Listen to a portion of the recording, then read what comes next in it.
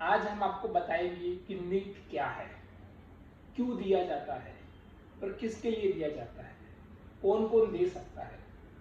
NEET national eligibility cum entrance test. ये test इसलिए करवाया जाता है जिससे हम एमबीबीएस, बीडीएस, बीएएमएस और बीएचएमएस इन सब में हम एडमिशन ले सके। अभी ऑल इंडिया में एक ही एग्जाम होता है मेडिकल के लिए, वो है नीट। पहले एम्स होता था, बीएचयू होता था, जिपमर होता था, स्टेट वाइज एग्जाम्स थे, गुजसीईटी, एमएससीईटी, एमपीपीएमटी, आरपीएमटी, यूपीपीएमटी। अब ऑल इंडिया एक ही एग्जाम है नीट। नीट में 85% कोटा स्टेट का होता है और 15% कोटा नेशनल लेवल पे होता है। 15% का मतलब है किसी भी स्टेट का कोई भी बच्चा दूसरे स्टेट में जा सकता है, बट 85% का मतलब है मान लो कि गुजरात का बच्चा है और उसका डोमिसाइल गुजरात का है, तो उस बच्चे को 85% कोटा में सीट मिल सकती है। अगर आपके पास गुजरात का डोमिसाइल नहीं है तो आपको 85% कोटा में एडमिशन नहीं मिल सकता। आप कहीं भी पढ़ो, किसी भी स्टेट में पढ़ो, आपके पास उस स्टेट का डोमिसाइल होना बहुत जरूरी है। विदाउट डोमिसाइल काउंसलिंग अब नहीं होती है। सबसे अच्छी बात यह है कि अभी नीट में बोर्ड के मार्क्स काउंट नहीं होते हैं। पहले के टाइम पे क्या था, स्टेट वाइज बोर्ड्स के मार्क्स का एक वेटेज था, अभी नहीं है। नीट की बात करूं तो इसमें बच्चे को 12th क्लास में कैटेगरी वाइज ओपन कैटेगरी में only 50% marks and SC ST OBC only 40% marks की रिक्वायरमेंट होती है।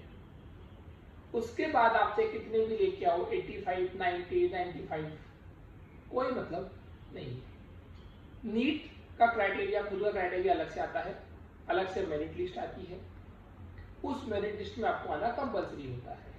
स्टेट वाइज वो अलग होती है। नीट की काउंसलिंग एक नेशनल लेवल पे होती है, एक स्टेट लेवल पे होती है, अलग अलग कोटा होता है इनका।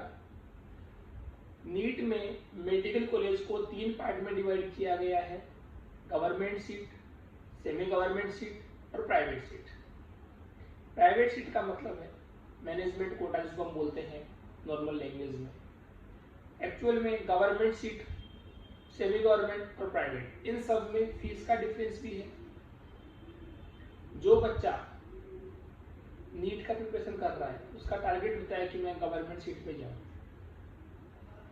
अभी इस साल 2022 में 18 लाख बच्चों ने एग्जाम दिया है।